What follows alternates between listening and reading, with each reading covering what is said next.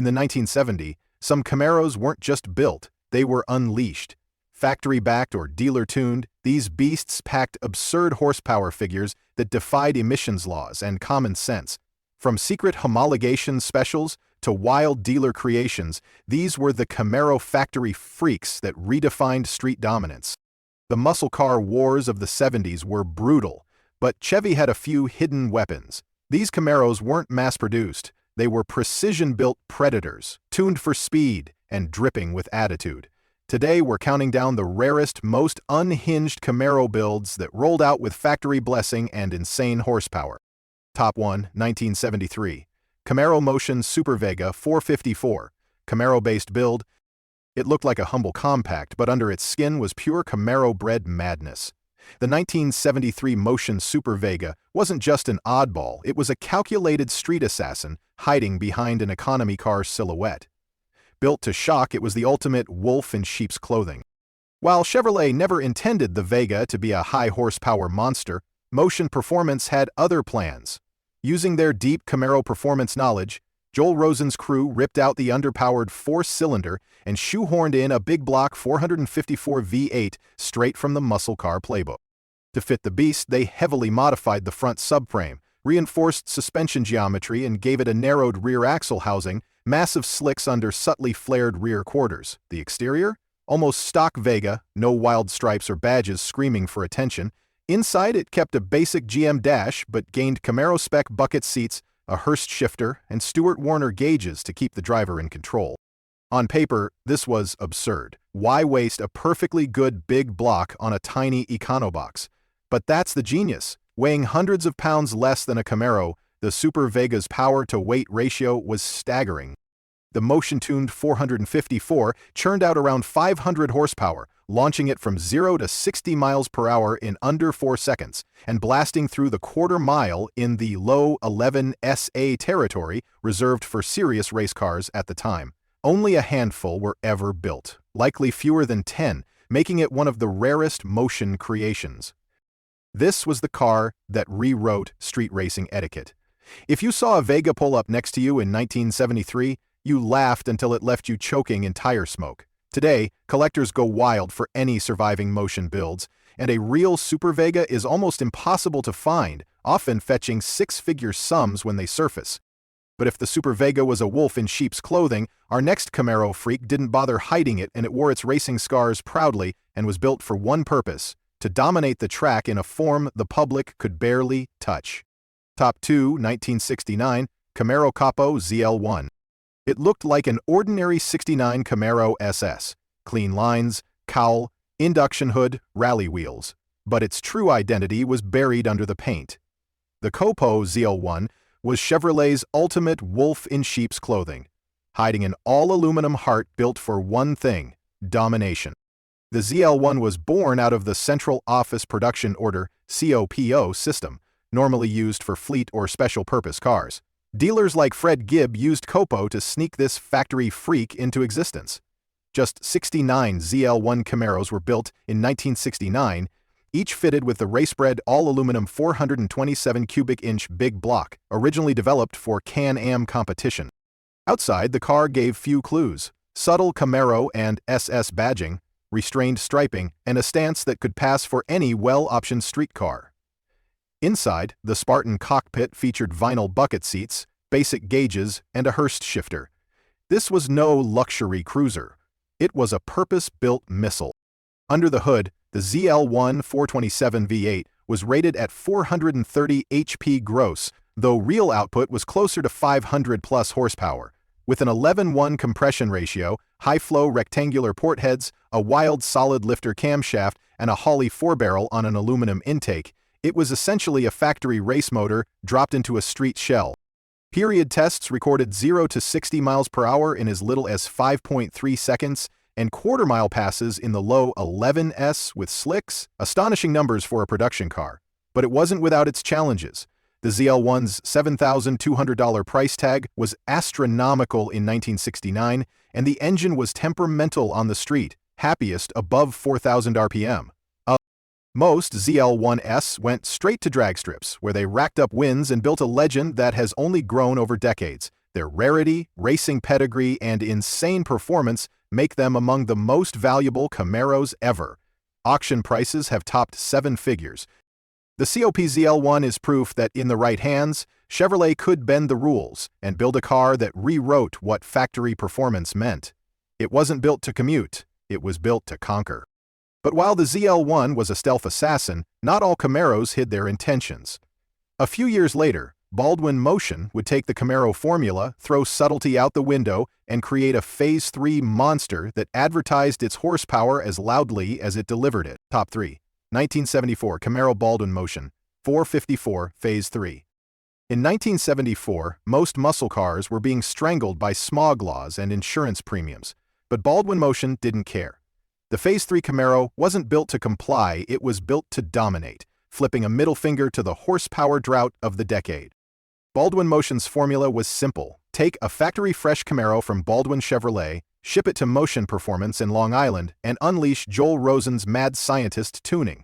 The 74 Phase III started with the new Camaro's sleeker aluminum bumper design and turned it into a street predator. Exterior upgrades included wild stripe packages, hood scoops big enough to swallow small birds, and side pipes that screamed rebellion. The interior wasn't subtle either. Custom upholstery, Stewart Warner gauges, and a Hurst shifter made sure the driver never forgot this was no stock Z28. The real insanity was under the hood.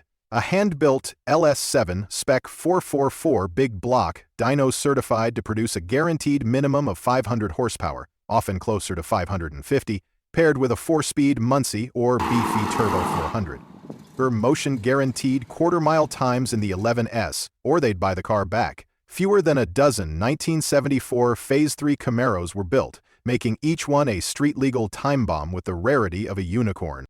These cars shredded tires and egos in equal measure, running neck and neck with the era's best dragstrip terrors, including Hemi Cudas and LS6 Chevelles. Today, they're museum-grade collector pieces, with surviving examples commanding 6-figure prices, especially if the original Motion paperwork and dyno sheets are intact. If Baldwin-Motion's Phase III was the ultimate factory-plus-dealer combo, the next Camaro freak skipped the dealer middleman entirely and came straight from another master tuner, one who believed in raw, race-proven 427 cubic inches of street violence. Top 4. 1970 Camaro Motion Phase III 427. 1970 was the year Baldwin-Motion decided to make a statement so loud it could be heard over the roar of a big block at full tilt. The second-gen Camaro had just debuted, and Joel Rosen wasted no time turning it into a street legend.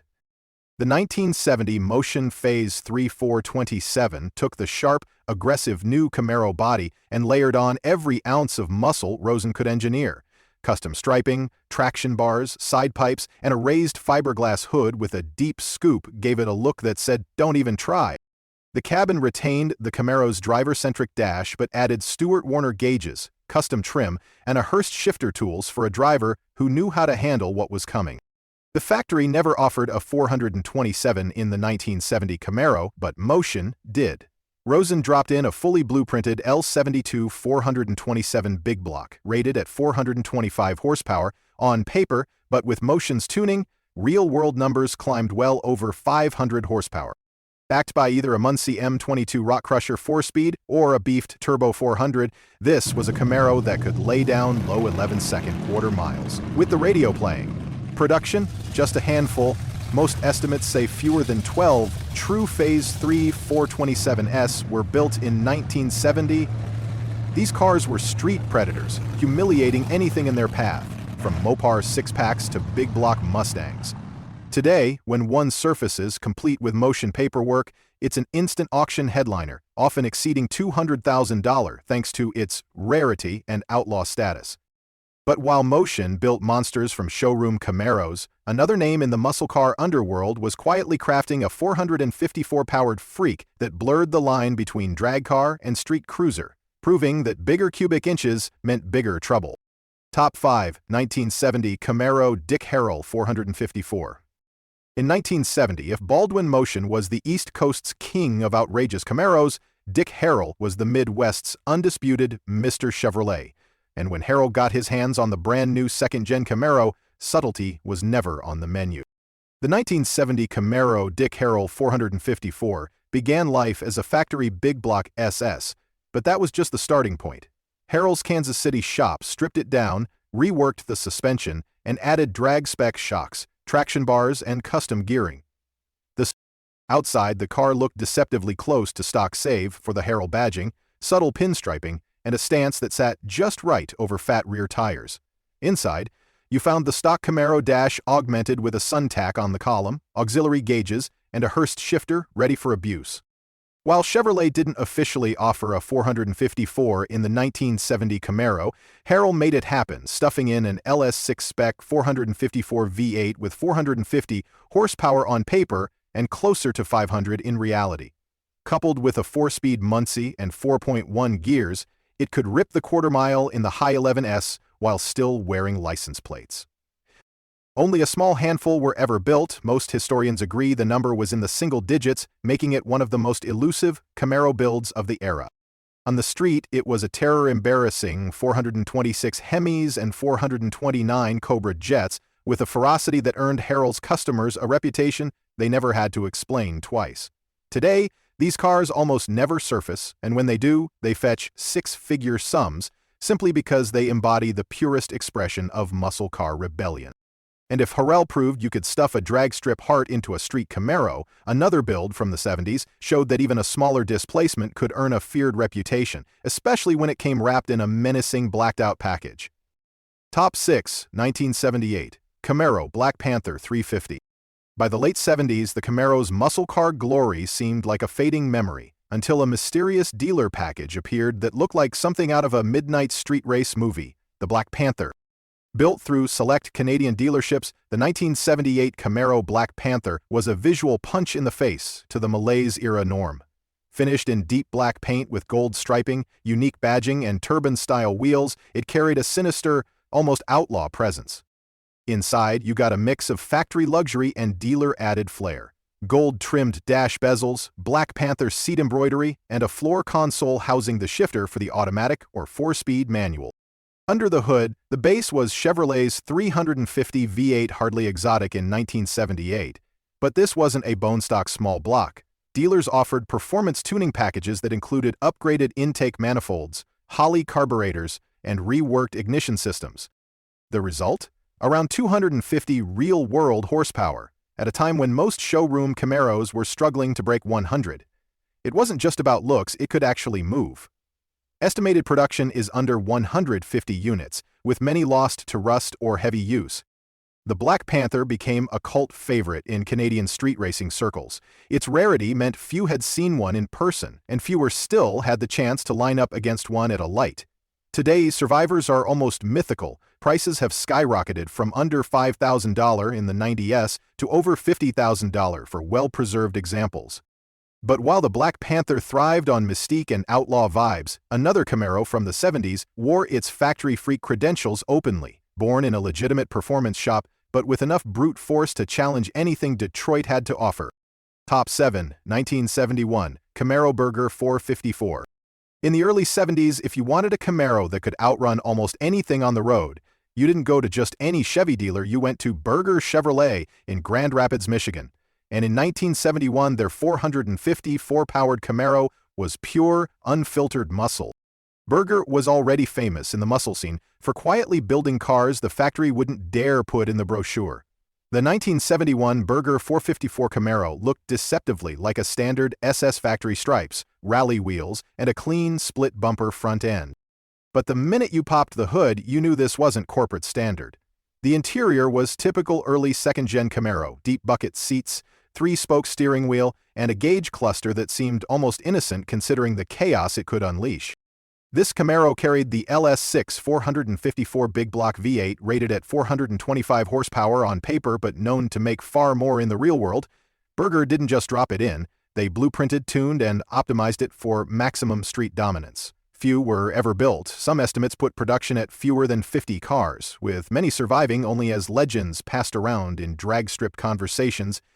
In a world where most 71 Camaros were being strangled by emissions controls, the Berger 454 was a fire-breathing outlaw hiding in plain sight. Quarter-mile times dipped deep into the 12-second range, faster than many contemporary Corvettes and Mopar heavy hitters.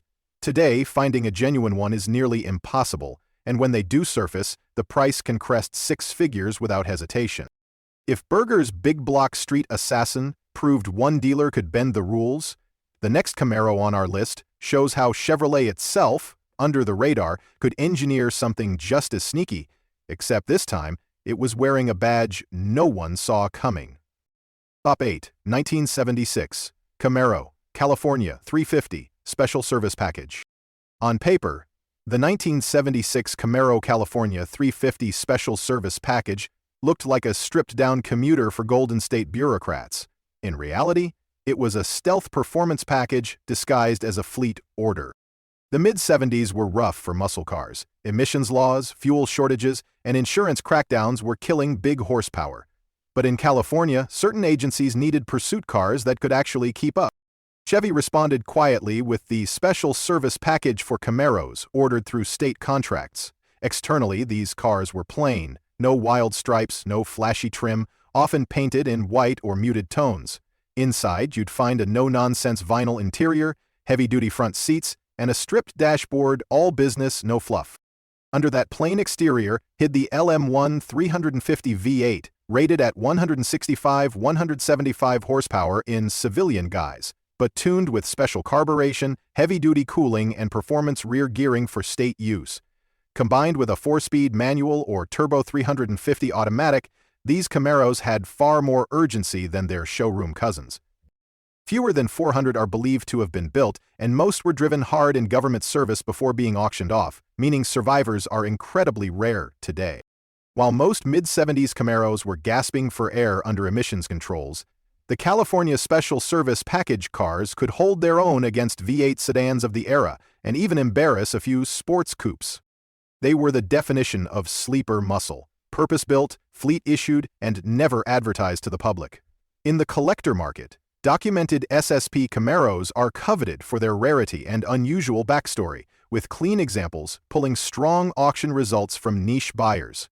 But while California's secret fleet cars proved the Camaro could still pack a hidden punch in the smog era, the final entry on our list came from a name that needed no introduction, a dealer whose three letters spelled pure street terror.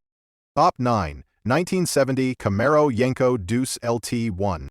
In 1970, the Camaro world was awash in big block brawn. But Don Yenko, the Pittsburgh dealer turned performance legend, decided to go in the opposite direction, building a small block assassin that could rev like a race car and run circles around heavier muscle. The Yenko Deuce name was better known on Novas, but a select few Camaros got the same formula. Starting with an SS350 base, Yenko's team dropped in the Corvette's LT1 330 small block, officially rated at 360 horsepower, but widely believed to be closer to 375, plus this wasn't about brute torque alone, it was about balance, handling, and an engine that screamed past 6,000 RPM without breaking a sweat. The exterior carried Yenko striping, Deuce callouts, and period-correct mag wheels, giving it a subtle but unmistakable aura of menace. While big block Camaros were headline grabbers, the LT1-powered Yenko Deuce was a scalpel in a world of sledgehammers. With a close ratio 4-speed, 4.1 posit traction rear, and under 3,200-pound curb weight, these cars ran low 13s in the quarter-mile quick enough to humble some 326s and even the occasional Hemi. Only around 175 Yenko Deuce cars were built in total across Nova and Camaro platforms, making this variant one of the rarest Yenko-badged Chevys ever. Collectors today hunt these cars not just for the Yenko name but for the sheer driving experience. A properly tuned Yenko Deuce LT1 offers razor-sharp throttle response, quick revs, and a lighter feel than any big block of the era. Auction prices reflect the scarcity. Authentic examples, with documentation, have crossed the six-figure mark with ease. And while the Yenko Deuce LT1 wrapped up our lineup of 70s Camaro horsepower freaks, its legacy reminds us, in muscle car history, it's not always the biggest engine that wins, it's the one built with purpose. From Baldwin-Motion monsters to Yenko's small block assassins, these Camaros prove Chevy wasn't afraid to bend the rules. Each one tells a story of power, rebellion, and speed that still stirs the blood decades later. Which of these facts